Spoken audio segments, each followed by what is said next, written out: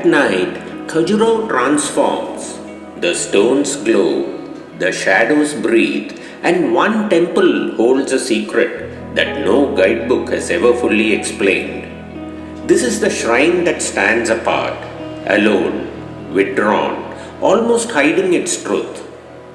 Some mysteries are carved in stone, but whispered only to those who look closely. Deep inside this quiet temple stands a deity officially known as Chaturbhuj, Vishnu the preserver. But look again, this face doesn't look like Vishnu at all. It looks unmistakably like Shiva, a Vaishnava idol with the face of a Shaiva ascetic, a contradiction at the heart of India's most iconic temple complex. And the mystery deepens, because this unique deity stands inside a temple that breaks every Khajuraho rule. This is the only temple here with absolutely no erotic sculptures. Not one, not even a symbolic couple. So what did the sculptors carve when they deliberately removed their most celebrated theme? Here you see guardian figures, kirtimukhas swallowing vines, graceful devatas, simple geometric patterns, and quiet narrative panels. Here the story gets interesting. As the camera moves along the outer walls, a different language of stone appears. You see guardian figures, not sensual, not playful, but alert, almost protective. They stand like silent sentinels as if shielding the sanctity inside. Move a little further and the walls begin to breathe with kirtimukhas, those fierce lion-like faces devouring endless vines. In most temples they represent time, devouring everything it creates. But here they look calmer, almost ornamental, a subtle reminder that life flows, grows, and eventually returns to silence. Between them, you find graceful devatas, slender, serene, almost meditative, no exaggerated poses, no intricate narratives, just quiet divinity carved in stone, as if the artist wanted the visitor to slow down and simply look. And then come the geometric bands, clean, mathematical patterns running like sacred rhythms around the temple's body, triangles, lotuses, intersecting squares, a visual mantra, repeating, balancing, stabilizing.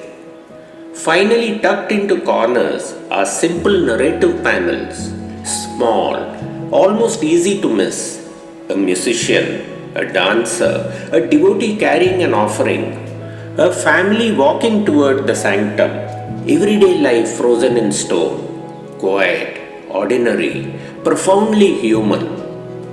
It feels as if the sculptors for this one temple chose restraint over celebration, silence over spectacle, devotion over display.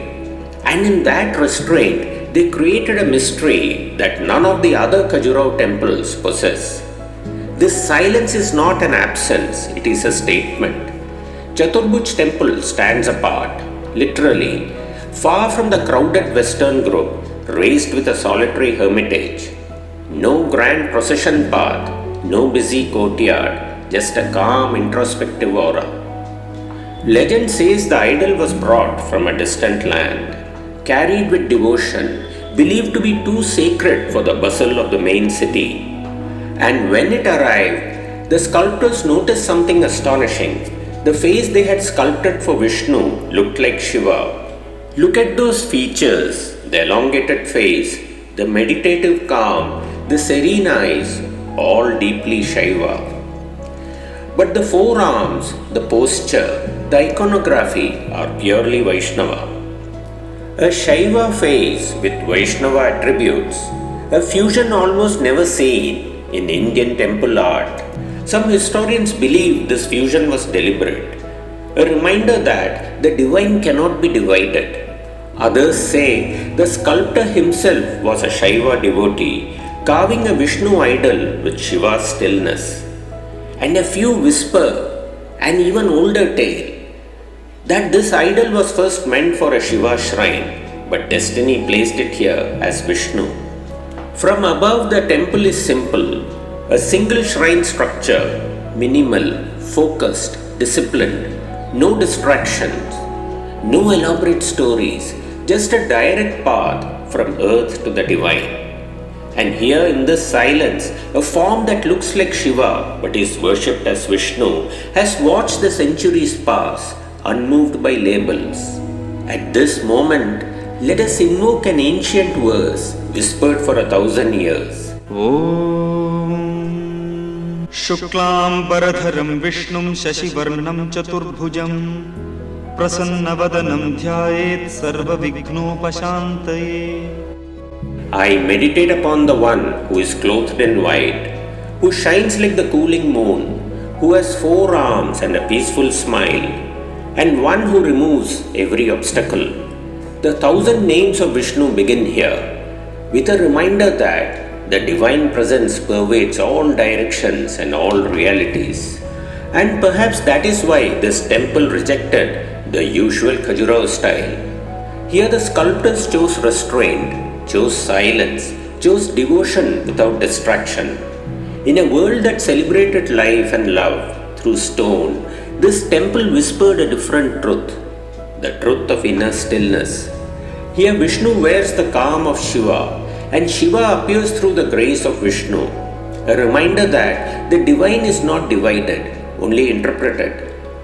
Among the grand monuments of Khajuraho, this solitary shrine remains a quiet enigma, a temple that chose simplicity over splendor, silence over spectacle, mystery over explanation.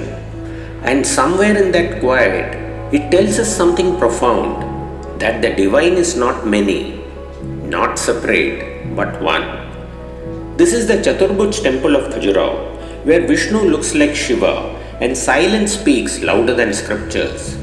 Travel deeper, travel with awareness, travel where silence itself becomes a teacher. Travel for wellness. Namaskar.